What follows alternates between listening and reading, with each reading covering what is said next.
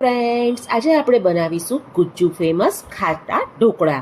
ઢોકળાને એકદમ સોફ્ટ અને ટેસ્ટી બનાવવા માટે દાળ અને ચોખાનું માપ પરફેક્ટ લેવું જરૂરી છે. ચાલો ત્યારે પરફેક્ટ માપ સાથે કેવી રીતે બનશે તે જોઈએ. ખીરું બનાવવા માટે એક બાઉલમાં 1 વાડકી ઝીણા ચોખા, બાસમતી સિવાય અહીંયા કોઈ પણ ચોખા તમે લઈ શકો છો. તે જ વાડકીના માપથી 1 વાડકી ચણાની દાળ, 1/4 વાડકી મગની મોગર, 1/4 વાડકી અડદની દાળ, 1 ચમચી મેથી દાણા, 4 ચમચી પૌવા, આ બધું લઈને આપણે સરસ રીતે મિક્સ કરીશું બાઉલમાં. મેથી દાણા ફર્મેન્ટેશન લાવવા માટે ખૂબ જ જરૂરી છે અને પૌવાથી આપણા ઢોકળા એકદમ જ સોફ્ટ બને છે. આ મિશ્રણને આપણે 2 થી 3 વખત ચોખ્ખા પાણીથી ધોઈ લઈશું.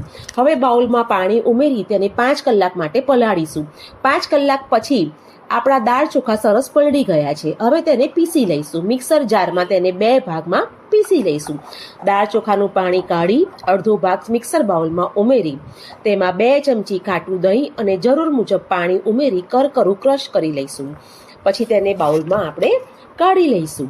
પછી આ ખીરાને 2 મિનિટ માટે આપણે સતત ફેટી લઈશું, જેથી આપણા ઢોકળા એકદમ સોફ્ટ બનશે.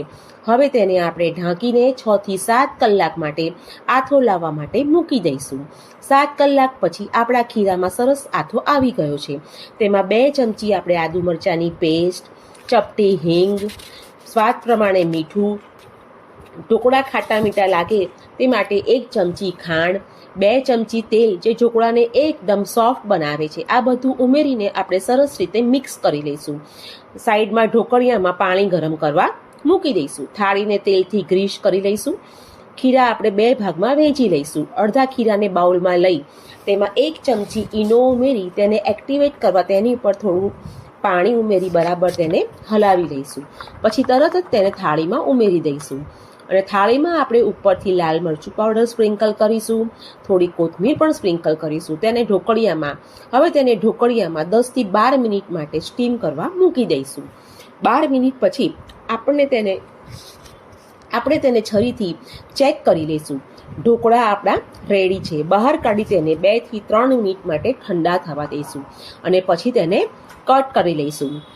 આપણા સોફ્ટ અને ટેસ્ટી ઢોકળા તૈયાર છે. તેને આપણે સિંગતેલ અને લસણની ચટણી સાથે સર્વ કરીશું.